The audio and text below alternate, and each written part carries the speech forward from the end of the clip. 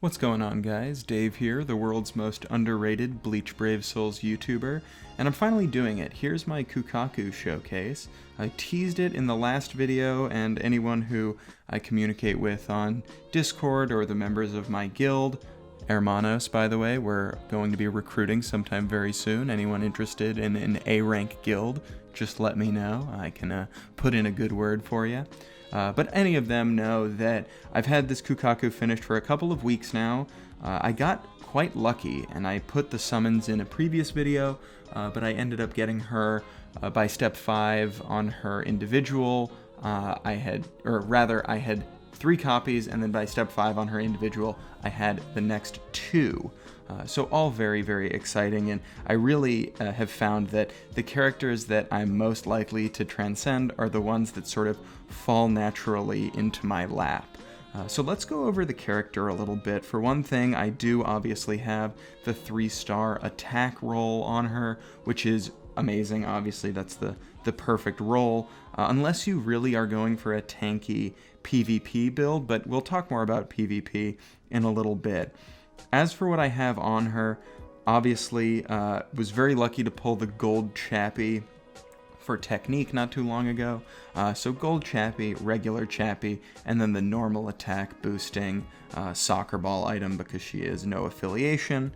And then for links, I've got the Kensei, who, you know, hey, say what you will about him as an annoying filler, he's a pretty solid link, 20% DR. And then I have both Zangetsu and then the sort of like budget Zangetsu resurrected Izuru link. So those are all a pretty fun kind of setup to have, because what it allows is for me to both use her in PvE content and PvP content without really needing to switch too much around. Like, yes, if I was trying to get the maximum damage clearing PvE content, I would probably switch out that Kensei link, but I'm pretty lazy, and I have to voice this to anyone who's here listening.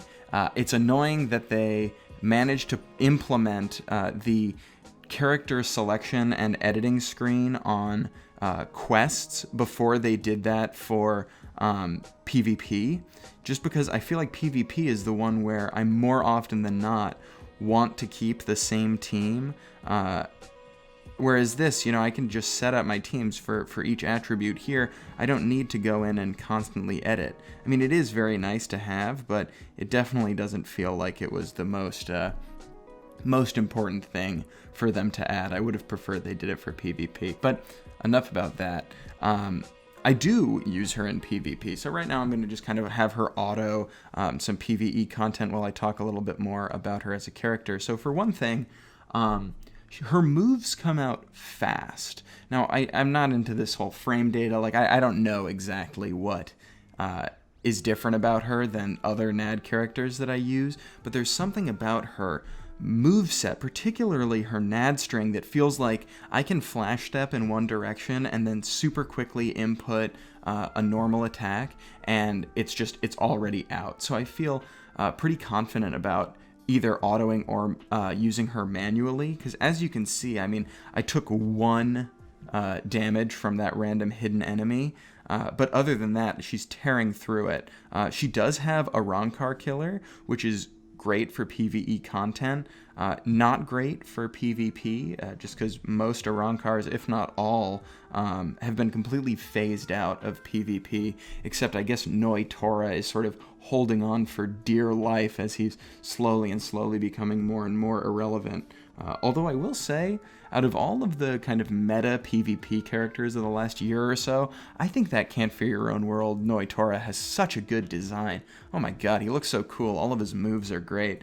But see, even now I kind of got stuck in a little skirmish right there, but it was super easy, and the damage resistance paired with obviously all of the stat boosts from being max transcended really just make it so Kukaku against any PvE content isn't going to have to worry about anything, and this Holly Bell can do her special all that she wants, and it's not going to do anything to me.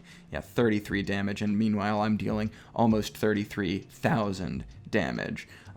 So pretty apparent that she can do stuff like that. But I guess when it comes down to max transcended characters, is anyone really surprised? Like, Yeah, of course she can clear PvE content really quickly.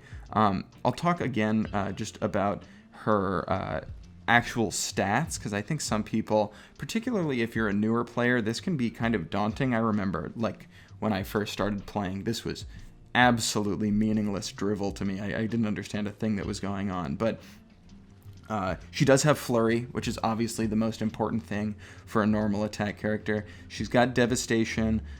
She's got Sprinter +2. So this definitely plays a role in what I was saying before about her speed. I mostly use Can't Fear Your Own World Grimjow as my main auto unit, mostly because he can pretty much ignore Killer, because he does have Guard Break, so even if I have him up against hollow enemies that he doesn't have Killer advantage on, he still is tearing through them. But I definitely feel just as comfortable going in with Kukaku. I mean, I'm never worried about, dying. It's more a fear of like, oh, is this going to take an extra, I don't know, 10 seconds, 20 seconds every run because I can't guard break these hollow enemies. And, that adds up over time, especially if you're farming. But the other big thing is she has Poise, which actually goes from having her be, a somewhat... a somewhat PvP viable PvE character. I'm thinking, I can't remember the exact characters, but there are some that are Flurry but not Poise, to my memory. I might have to go and check that, but I definitely feel the Poise is, not even feel, it's empirically proven that Poise is necessary for PvP, because otherwise the hit stun is just going to hold your character completely in place.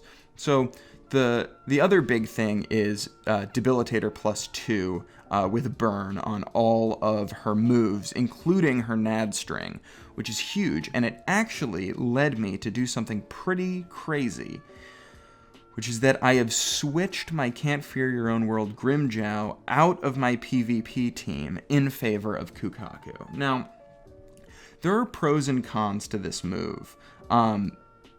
Pros are that she has a status effect. That is pretty much the main reason I did it.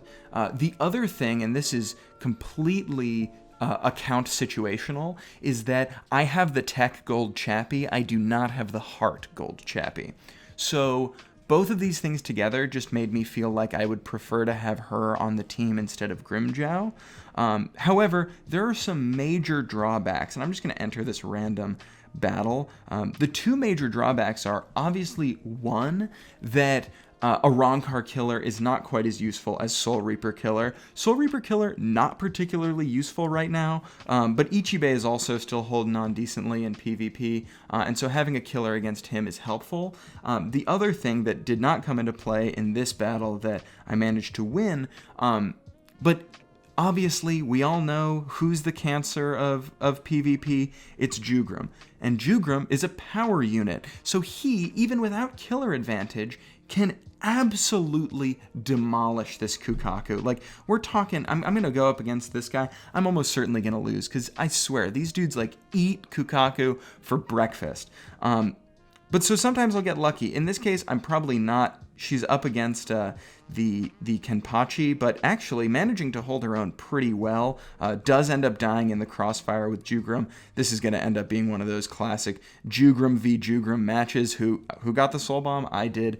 There we go. And then I end up winning that. But it's always a toss-up, especially now that I've switched to the special formation. I used to do attribute, but now, I mean, the whole meta is based around whose Jugrim can beat the other characters faster and who can get the Soul Bomb. Like, that's pretty much the whole thing. I absolutely hate PvP. I hate doing it. It's such a chore, but it is necessary. I mean, I care pretty deeply about staying in third seat for Extreme Co-op and all of that other stuff that comes with being in third seat. And by all of that other stuff, I mean literally nothing. I guess slightly more medals. But, third seat Extreme Co-op obviously is a pretty important thing for character farming. I don't have a ton else more to say. I feel like this has been a pretty good job of just showing off what she can do, and quite frankly, any of these Max Transcendence showcases are just my way of saying, yeah, I put in a lot of work on this character, and now I can show it off. So let me know if you have any questions about her as a character. I guess as my final thoughts, yeah, if she's Max Transcended, she's really good. And in general, as far as tech, flurry units go for PvE content, I think that she obviously is going to trump Hiyori. I think that she's more effective in PvE than Askin is. And so by and large, I would probably say that as of right now, she's the best tech flurry unit for clearing PvE content, at least in the Arrancar killer. The only one who's given her a run for her money is Oetsu, but luckily with different killers, I think that they're going to accomplish different things. If your choice is to summon between her and summon for Oetsu, I still think Oetsu has the edge up just because of his usefulness in guild quests as a boost unit.